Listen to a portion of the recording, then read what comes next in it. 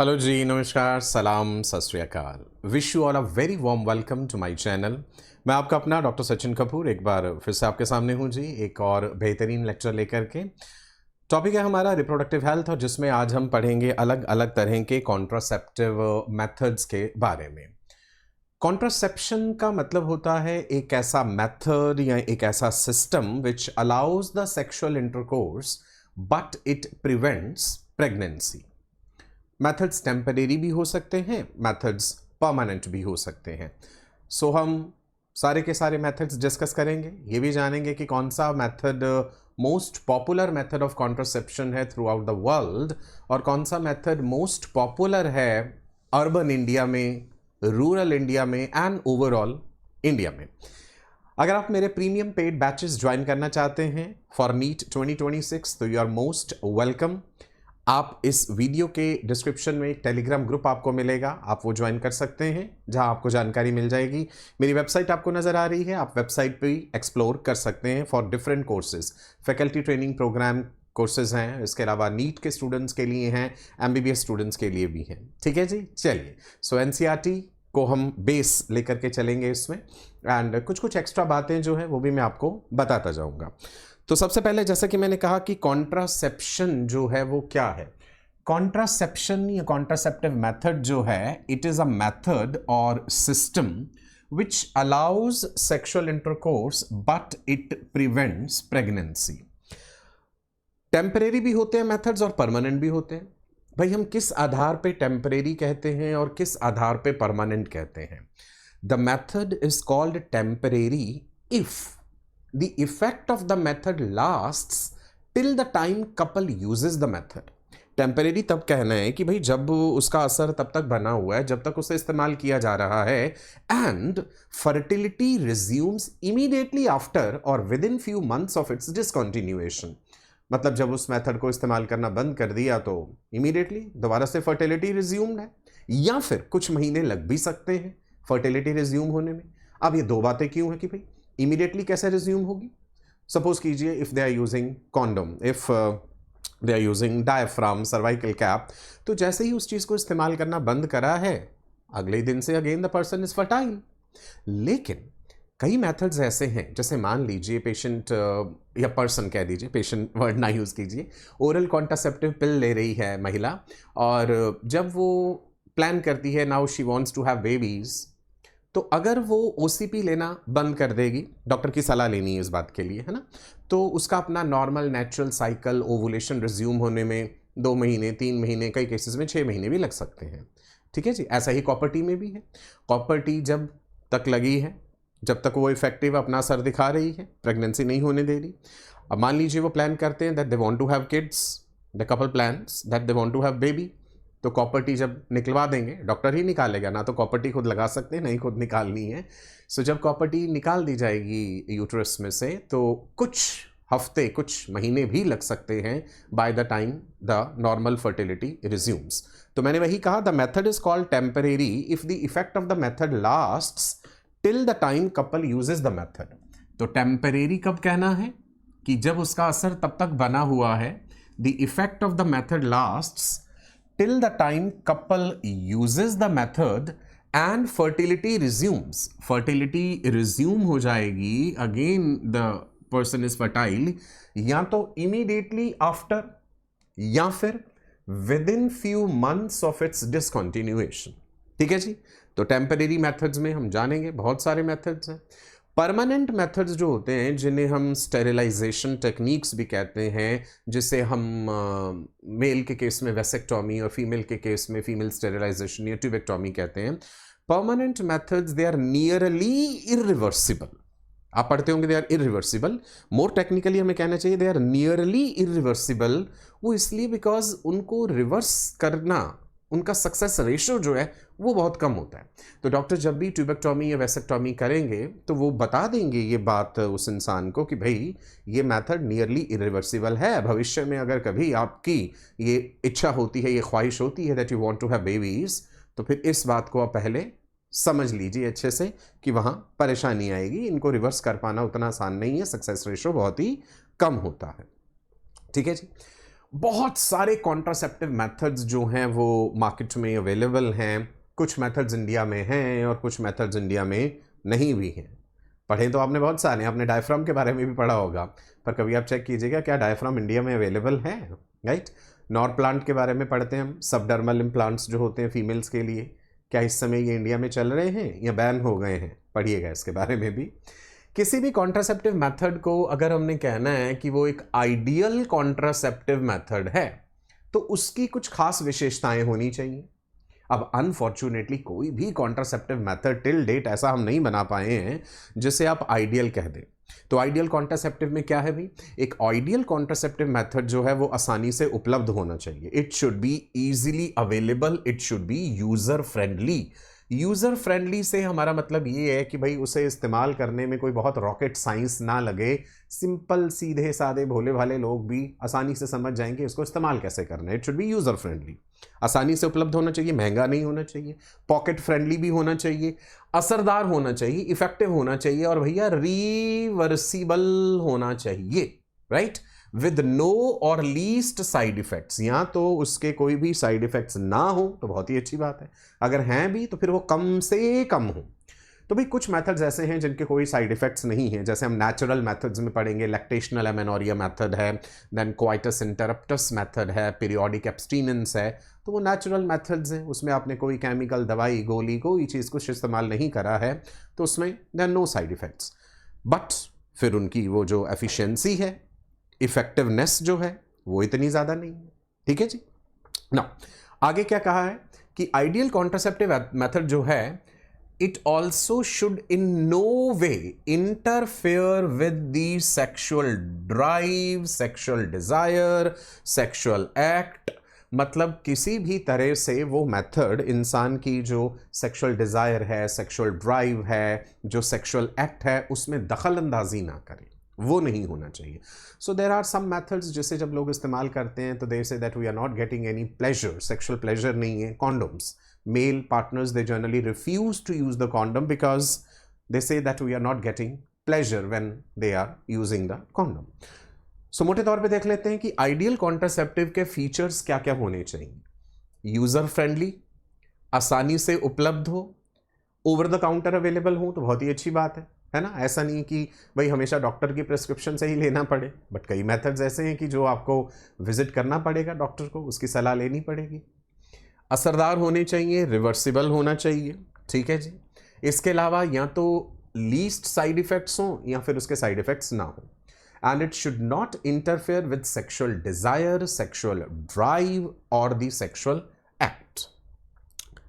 Unfortunately जैसे कि मैंने कहा कोई भी कॉन्ट्रासेप्टिव मेथड टिल डेट हमारे पास ऐसा नहीं है जिसमें ये सारे फीचर्स हों और हम उसे आइडियल कॉन्ट्रासेप्टिव मेथड कह सकें। दो ब्रॉड कैटेगरीज में डिवाइड कर लेते हैं हम कॉन्ट्रासेप्टिव मेथड्स को, temporary and permanent, right. Temporary methods में हम क्या क्या मेथड्स पढ़ेंगे भाई। टेम्परेरी मेथड्स में जैसे नेचुरल मेथड्स आ गए, नेचुरल मेथड्स, आज के इस सेशन में हम नेचुरल मेथड्स डिस्कस करेंगे। नेचुरल मेथड्स में I will tell you about periodic abstinence, calendar method भी कहते हैं, रिदम मेथड भी कहते हैं उसे। इसके अलावा हम डिस्कस करेंगे lactational amenorrhoea method and coitus interruptus और द विड्रॉल मेथड। उसके बाद हम जिक्र करेंगे बैरियर मेथड्स का, जो फीमेल गैमेट और मेल गैमेट को मिलने नहीं देते, barrier methods.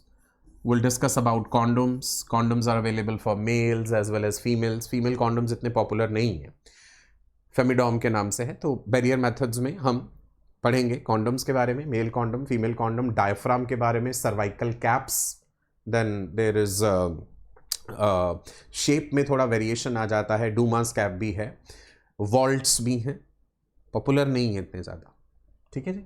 Barrier methods, natural methods.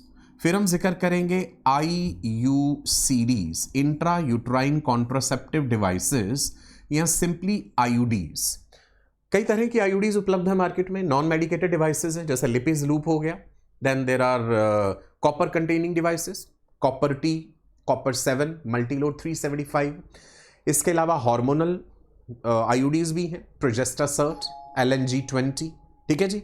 तो ये हो जाएंगी IUDs। Then we'll be talking about oral contraceptive pills, OCPs. We'll be discussing about implants, subdermal implants. We'll be discussing about injectables, Depo-Provera जैसे हो गया, ठीक है जी। कई तरह के नए कॉन्ट्रासेप्टिव मेथड्स पे भी रिसर्च चल रही है, उनका भी जिक्र करेंगे। कुछ मेथड्स आए मार्केट में बट फ्लॉप हो गए। ज़्यादातर कॉन्ट्रासेप्टिव मेथड्स आप देखेंगे फीमेल्स के लिए हैं, मेल्स के लिए बहुत ही कम ऑप्शंस अवेलेबल हैं। उसकी भी वजह है, वो रीज़न भी हम जानेंगे कि ऐसा क्यों है। परमानेंट मेथड्स जिनको हम टर्मिनल मेथड्स भी कह देते हैं, स्टेरिलाइजेशन टेक्निक्स भी कह देते हैं, इसमें हम डिटेल में डिस्कस करेंगे vasectomy, male sterilization and tubectomy. Vasectomy immediately effective नहीं होता है। पेशेंट की आपने वेसेक्टॉमी कर दी, ऐसा नहीं है कि बस आप उसे कह दीजिए हाँ भाई आप 2 दिन बाद अगर सेक्सुअल इंटरकोर्स करेंगे तो प्रेगनेंसी नहीं होगी। No, vasectomy is not effective immediately, समय लगता है इसे इफेक्टिव होने में। ऐसा क्यों होता है वो भी हम जानेंगे, ठीक है जी। सो ब्रॉडली ये चीजें हैं जो हमने पढ़नी है। Now a wide range of contraceptive methods, they are presently available and you can group them into different types या categories. Natural method जिसे traditional method कह दिया, barrier methods जिसमें हम मेल फीमेल कॉन्डोम्स, डायफ्राम का जिक्र करते हैं, spermicidal agents के बारे में भी पढ़ेंगे। डेल्फिन के नाम से आती है क्रीम एक जो कि spermicidal है, which kills the sperms.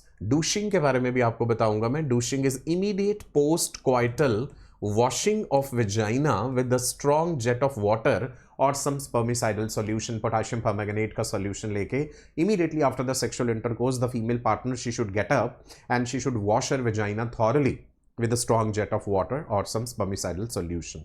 Repeated douching is harmful because it disturbs the vaginal pH. आप जानते हैं vagina का pH acidic होता है, lactobacillus acidophilus bacteria acidic pH बना के रखता है। वो इसलिए because vagina से जो बाहर के बैक्टीरिया है वो शरीर में प्रवेश कर सकते हैं। So acidic pH minimizes the chances of vaginal infection. और repeatedly अगर douching किया जाता है तो उससे फिर pH डिस्टर्ब होता है, इन्फेक्शन के चांसेस बढ़ जाते हैं।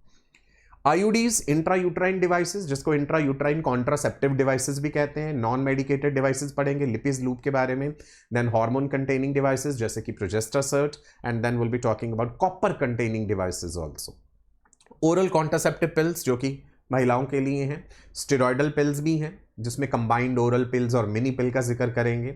इसके अलावा नॉन स्टेरॉयडल पिल सहेली पिल है। सहेली which is a non-steroidal oral contraceptive pill for females developed by CDRI, Central Drug Research Institute, Lucknow के द्वारा। ये एक नॉन स्टेरॉयडल पिल जो है बनाई गई, ये इम्प्लांटेशन को रोकती है basically. Selective estrogen receptor modulator है ये, जानेंगे हम इसके बारे में। सेंटक्रोमैन होता है इसमें। इंजेक्टेबल्स, ठीक है जी। Then subdermal implants and surgical methods जो कि परमानेंट मेथड्स हैं। स्टेरिलाइजेशन टेक्निक्स हैं जो कि नियरली इररिवर्सिबल होते हैं। सबसे पहले जिक्र कर लेते हैं ट्रेडिशनल मेथड्स का, या जिन्हें हम कहते हैं नेचुरल मेथड्स ऑफ कॉन्ट्रासेप्शन, जिसमें आपने कोई डिवाइस, कोई कॉपर कंटेनिंग डिवाइस, कोई क्रीम, कोई गोली, दवाई कुछ नहीं लेनी है, राइट।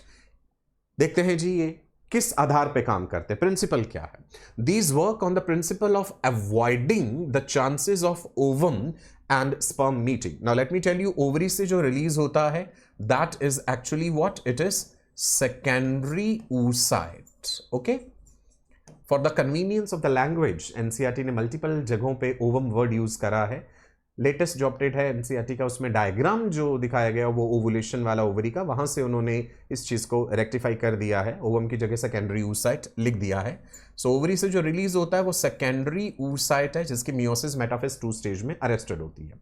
तो ये मेथड इस आधार पे काम करते हैं कि फीमेल गैमेट या मेल गैमेट को आपस में मिलने नहीं देना है, ठीक है जी। जिसमें हम जिक्र करेंगे रिदम मेथड का, जिसे हम पीरियोडिक एब्सटीनेंस मतलब stay away from the sex, right. Periodically कर सकते हैं और पीरियोडिकली नहीं करना है, मतलब एक ड्यूरेशन होगा जहां फीमेल की प्रेगनेंसी के चांसेस मैक्सिमम है, जो क्रिटिकल ड्यूरेशन होगा हम देखेंगे। अगर 28 दिन का साइकिल है तो डे 10 टू डे 17 का जिक्र किया गया, बट हर किसी में 28 दिन का साइकिल नहीं होता, तो ये चीज़ वेरी कर जाएगी। अलग अलग साइकिल ड्यूरेशन की लेंथ अलग अलग महिलाओं में अलग अलग है, तो उनके अनुसार ये क्रिटिकल पीरियड जो है डिफर कर जाएगा। हम वो भी जानेंगे कि डे ऑफ ओवुलेशन कैसे हमने कैलकुलेट करना है। अगर किसी का 35 दिन का साइकिल है तो उसका डे ऑफ ओवुलेशन क्या होगा, किसी का 28 डे का साइकिल है तो उसका डे ऑफ ओवुलेशन क्या होगा। आपको बेसिकली 14 माइनस करना है, you have to subtract 14 from the onset, जो नेक्स्ट वाला पीरियड होना है, ठीक है जी। नेक्स्ट मेंसेस जो होने, नेक्स्ट डेट जो आनी, उसे 14 दिन पीछे आपको आ जाना है। मान लीजिए किसी का 35 दिन का साइकिल है तो 35 में से 14 माइनस कर दीजिए, डे 21 डे ऑफ ओवुलेशन हो जाएगा। किसी का 28 डे का साइकिल है तो उसमें से 14 माइनस कर दीजिए, आपको मिलेगा 14। 28 में से 14 माइनस करेंगे तो 14 ही आएगा, so that will be her day of ovulation. Okay, rhythm method को पीरियोडिक एब्स्टिनेंस या कैलेंडर मेथड भी कहते हैं। फिर हम जिक्र करेंगे विड्रॉल मेथड या कॉइटस इंटरप्टस मेथड का। ये मेथड ये कहता है that sexual intercourse can be performed but the male partner will not ejaculate the semen inside the vagina और even around vulva, female external genitalia, right. Because even अगर vulva के आसपास भी सेमिनल फ्लूइड डिपॉजिट हुआ है, ejaculation हो गया है, सो देयर आर चांसेस कि few drops of semen can flow inside, या स्पर्म्स अंदर फ्लो करके जा सकते हैं, सो एक रिस्क रह सकता है। सो कॉइटस इंटरप्टस कहता है that sexual intercourse can be performed but the male partner will not ejaculate inside the vagina of the female और even around the vulva. Lactational amenorrhoea method. Amenorrhoea का मतलब होता है stoppage of the menstruation. Amenorrhoeic हो गई है कोई female, menses नहीं हो रहे हैं। Lactation is referring to the breast feeding. तो मोटे तौर पे ये मेथड ये कहता है कि बच्चे के जन्म के बाद पोस्टमार्टम अगर महिला इंटेंस लैक्टेशन करा रही है, इसमें इंटेंस लैक्टेशन होना ज़रूरी है, बच्चा हर 2-2 घंटे 3-3 घंटे बाद ब्रेस्ट फीडिंग करता रहे, बच्चा हेल्दी है, माँ भी स्वस्थ है और प्रॉपर लैक्टेशन हो रहा है, तो उसका प्रोलैक्टिन लेवल जो है काफ़ी हाई रहेगा। आप जानते हैं प्रोलैक्टिन हार्मोन जो है वो मिल्क के प्रोडक्शन के लिए है। सो इंटेंस लैक्टेशन है, प्रोलैक्टिन लेवल जो है वो सफिशिएंटली हाई है, तो फिर उसमें ओव्यूलेशन नहीं होगा, ओव्यूलेशन नहीं हो पाता है। ये 6 महीने तक तो फिर भी काम कर जाता है, बच्चे के जन्म के बाद के 6 महीने वाला जो पीरियड है, बिकॉज हम कहते हैं ना 6 मंथ्स तक एक्सक्लूसिवली ब्रेस्ट फीड कराना चाहिए माँ को अपने बेबी को। वो माँ के लिए भी अच्छी बात है और बच्चे के लिए भी अच्छी बात है। क्यों अच्छी बात है वो मैंने लैक्टेशन वाले वीडियोज़ में डिस्कस करा है आपके साथ, ठीक है जी। तो 6 महीने तक तो फिर भी देखा गया बहुत लोगों में ये काम कर जाता है, 6 महीने के बाद इफेक्टिव नहीं रहेगा। एंड इवन उन 6 मंथ्स में भी ये कोई 100% गारंटीड नहीं है कि इंटेंस लैक्टेशन हो रहा है, ब्रेस्ट फीडिंग हो रही है तो प्रेग्नेंट नहीं हो सकती। देखा गया बहुत सी महिलाएं हो भी जाती हैं प्रेग्नेंट, ठीक है। तो हर मेथड का अपना अपना फेलियर रेट है, इसमें ये ध्यान रखना है आपको। ये कोई फूल प्रूफ मेथड नहीं है, 100% गारंटी नहीं देंगे। तो 3 मेथड्स जो डिस्कस करने, पीरियोडिक एब्स्टिनेंस, विड्रॉल मेथड या coitus interruptus and lactational amenorrhoea. Short में हम LAM भी लिख देते हैं, lactational amenorrhoea method. Okay, so पहली लाइन फिर से रिपीट कर रहा हूं, क्वेश्चन आ सकता है। नेचुरल मेथड्स किस आधार पे काम कर रहे हैं, क्या प्रिंसिपल है इनका, क्या सिद्धांत है जी। They work on the principle of avoiding the chances of ovum and sperm meeting. Ovum again secondary oocyte it is, right? Periodic abstinence is one such method in which, अब ध्यान दीजिएगा, ये मेथड ये कहता है that the couple should avoid or abstain मतलब stay away from coitus मतलब sexual intercourse, कब, from day 10 to day 17 of the menstrual cycle, right, when ovulation could be expected. अब यहां पे एनसीईआरटी ने कह दिया कि 10 से 17 के बीच में ओवुलेशन कभी भी हो सकता है। ध्यान दीजिएगा, टेक्निकली नहीं कहना चाहिए था कि ये 10 से 17 ये जो ड्यूरेशन ले रहे हैं ये वो समय है जब बहुत ही क्रिटिकल पीरियड है प्रेगनेंसी होने के। मैं आपको बताता हूँ कैसे कैलकुलेट करेंगे हम। मान लीजिए कि अगर साइकिल 28 दिन का है, बिकॉज ये वाली बात किसके लिए कही गई है, 28 डे साइकिल के लिए। सब में 28 डेज का साइकिल नहीं होता है।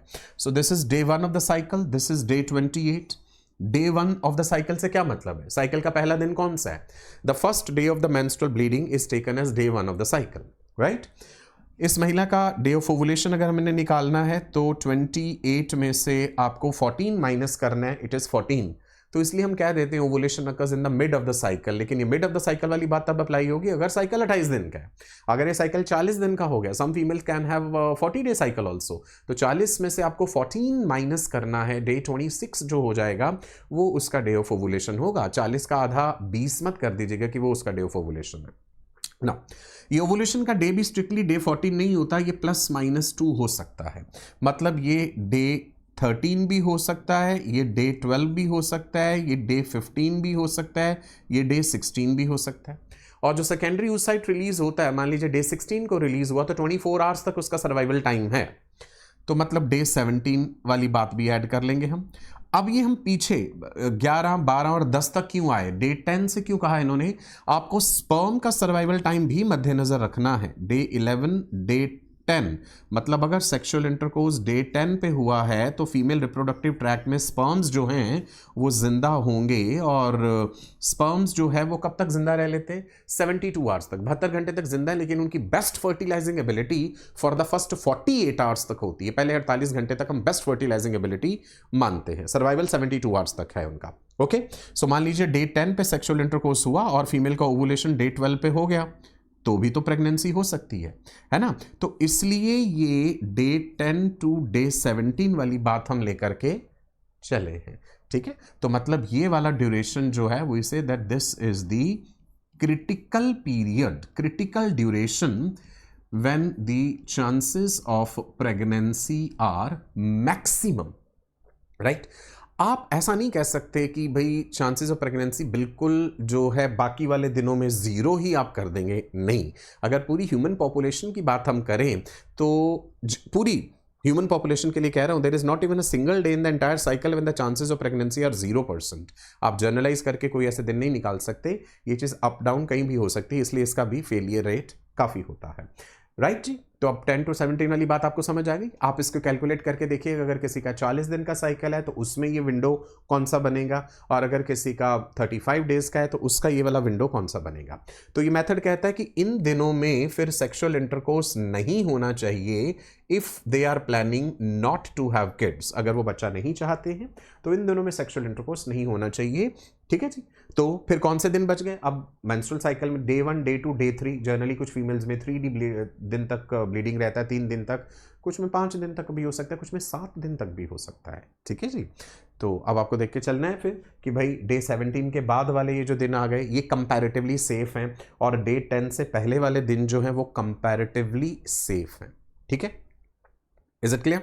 चलो नेक्स्ट मेथड पे आते हैं। वीडियो अच्छा लग रहा हो, मेरी बातें समझ आ रही हैं, लाइक ज़रूर कीजिएगा और कमेंट ज़रूर करना। कोई क्वेश्चन हो कुछ भी, वीडियो के डिस्क्रिप्शन में टेलीग्राम ग्रुप का लिंक भी है, वहाँ पे आप जुड़ सकते हैं, अपने डाउट्स भी पूछ सकते हैं मुझसे। नेचुरल मेथड्स में नेक्स्ट इज द विड्रॉल और the coitus interruptus method. Coitus sexual intercourse को रोक देना, इंटरप्ट कर देना। सो इसमें क्या है that the male partner will withdraw his penis, copulatory organ, from the vagina just before ejaculation, right? Now, अब इन्होंने कह दिया just before ejaculation, ये mandatory नहीं कि just before ejaculation। भाई अगर वो उस पर मन है अपना, अगर उससे पहले भी सेपरेट होना चाहे तो पार्टनर्स दे कैन सेपरेट, ठीक है। बट एम्फेसिस इस बात का है कि इजैकुलेट नहीं करना है, ठीक है। तो टू अवॉइड व्हाट, उससे क्या होगा, इंसेमिनेशन नहीं होगा। So insemination is what, deposition of semen in the vagina of the female. So insemination define कर लेते हैं, इट इज डेपोजिशन, शॉर्ट में लिख रहा हूं, deposition of semen, male reproductive fluid in vagina of female. So अगर मैं ऐसे सिंप्लीफाइड वे में कहना चाहूं तो हम यही कहेंगे, sexual intercourse can be perform but the male partner should not ejaculate in the vagina और अराउंड वल्वा, राइट। तो ये एम्फेसिस नहीं है कि ये जस्ट बिफोर इजैक्यूलेशन ही होना चाहिए, ओके। हमने ये कह दिया उन्हें कि आपको इजैक्यूलेट नहीं करना। I hope you are getting what I am trying to convey, okay. और इस मेथड का भी हाई फेलियर रेट रहता है because it puts the male partner under this constant pressure, a kind of mental stress that he has to control this thing when they are indulging in sexual intercourse. This ejaculation process, it is involuntary, but the male has to keep judging the signals which his body is sending that he is about to ejaculate and he should stop and the partners should separate. Lactational amenorrhea method. Amenorrhea word का मतलब जो है ध्यान रखिएगा, absence of menstruation. किसी female के amenorrheic होने के कई कारण हो सकते हैं, राइट। यहां पे लैक्टेशन को उसकी वजह बताया गया है। लैक्टेशन मतलब breast feeding. It is based on the fact, okay, किस फैक्ट पे ये आधारित है, that ovulation and therefore the cycle do not occur during the period of, emphasis दे रहा हूं, intense lactation. Frequency of lactation बहुत मैटर करती है इसमें। हर 2-2 घंटे बाद जो है बच्चा ब्रेस्ट फीड करे, सफिशिएंट मात्रा में मिल्क बन रहा है, बच्चा हेल्दी है, वो दूध पी रहा है, ठीक है जी। Following parturition, parturition is delivery, the birth of the baby. So, therefore, as long as the mother breastfeeds the child fully breastfeeds the child fully, the chances of conception are almost nil. अब NCERT की ये बात है, ठीक है जी, तो इसलिए आपको एज इट इज मैं बता रहा हूं, the chances of conception are almost nil. लेकिन ऐसा नहीं होता है, ये ऑलमोस्ट निल नहीं है, चांसेस इसके फेलियर के हाई हैं। और इसी बात को एनसीईआरटी ने खुद दोबारा कह भी दिया, ठीक है। ये देखिए, chances of failure of this method are also high. भाई पहले कह रहे हैं द चांसेस आर निल, फिर कहा chances of failure of this method, lactational amenorrhoea method, are high. Contradict हो गई दो बातें। चलिए देखते हैं, गहराई से समझते हैं। यहां तक मैंने आपको बता दिया।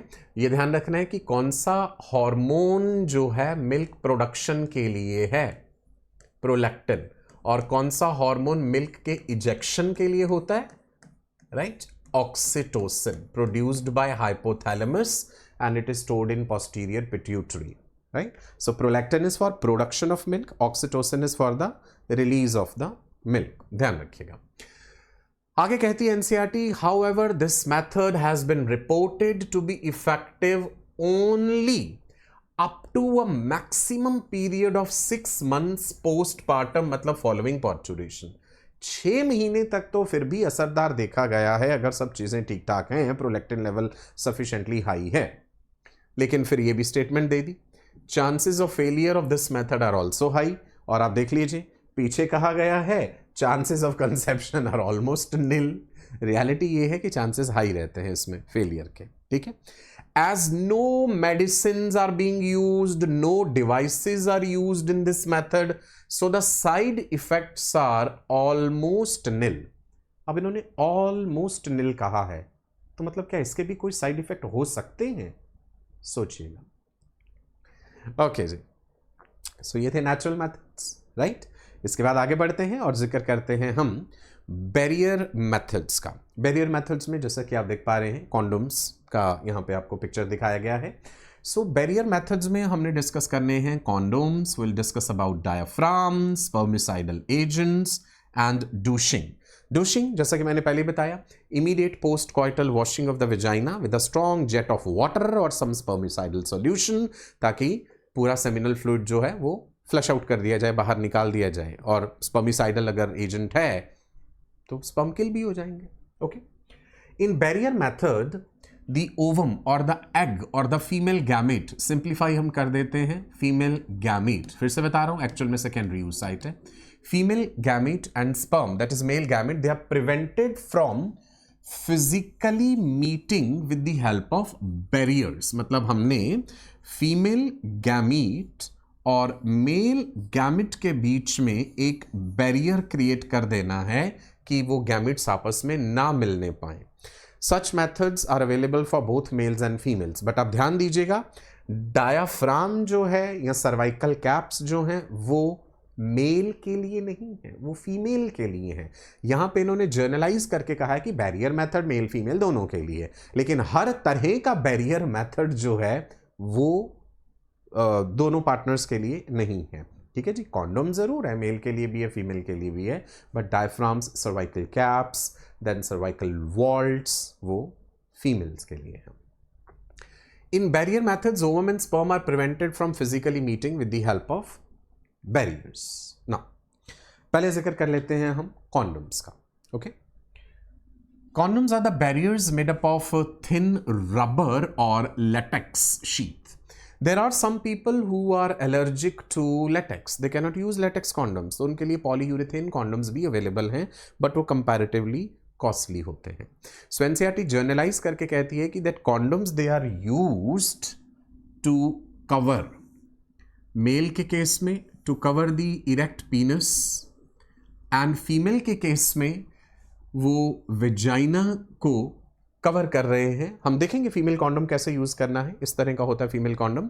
She has to unroll the condom inside the vagina, ताकि सेमिनल फ्लूइड जब वो डिपॉजिट होगा तो वो कॉन्डम में कलेक्ट हो जाएगा. Then she is suppose to take the condom out, tie it properly and dispose of. ठीक है. सो फीमेल के केस में विजाइना एंड सर्विक्स एक बैरियर बना दिया उन्होंने just before coitus, so that ejaculated semen would not enter into the female reproductive tract. अब female reproductive tract से यहाँ पे क्या मतलब हुआ कि भाई अगर सर्विक्स पे एक तरह से वो बैरियर है कॉन्डम, राइट, फीमेल कॉन्डम की अगर मैं बात करूँ, तो सेमिनल फ्लूइड जो है कॉन्डम में डिपॉजिट हुआ तो फिर वो ऑब्वियसली सर्विक्स को क्रॉस करके स्पर्म्स ऊपर नहीं जा सकते हैं, जो अपर फीमेल रिप्रोडक्टिव ट्रैक्ट है, बिकॉज अल्टीमेटली स्पर्म्स ने यूट्रस को क्रॉस करते हुए फैलोपियन ट्यूब तक पहुंचना है, और अगर वहां पे एग प्रेजेंट होगा तो वो उसे फर्टिलाइज करेंगे. ऐसा नहीं करना है कि मेल पार्टनर ने मेल कॉन्डम यूज कर लिया और फीमेल पार्टनर ने फीमेल कॉन्डम यूज कर लिया. दोनों पार्टनर्स को सेम टाइम पे कॉन्डम यूज नहीं करना है, दोनों में से किसी एक को करना है. ठीक है जी. सोचिएगा ऐसा क्यों है ना. NCERT says this prevents conception. Nirodh का जिक्र किया गया है. Nirodh is a popular brand of condom for the mail.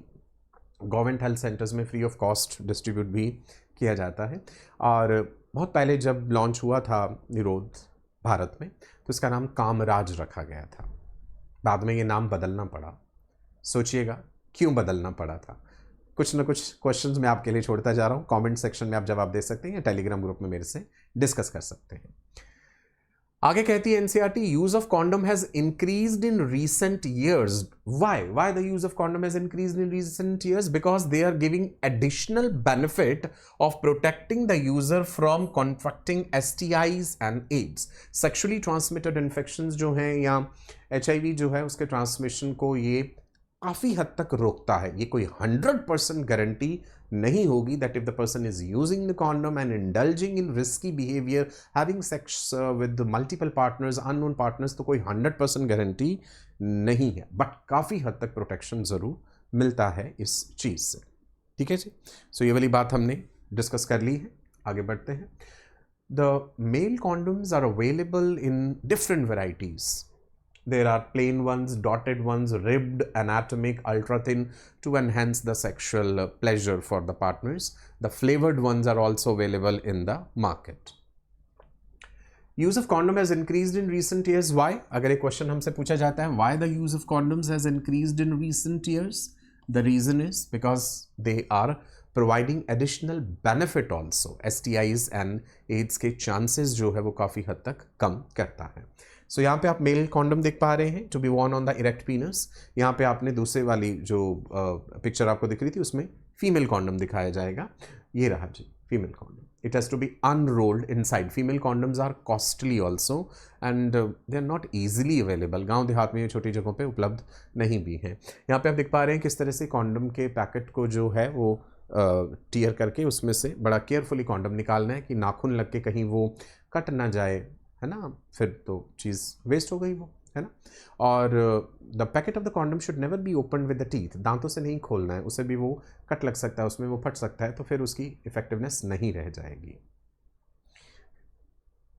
ये हम जिक्र कर रहे थे. ठीक है.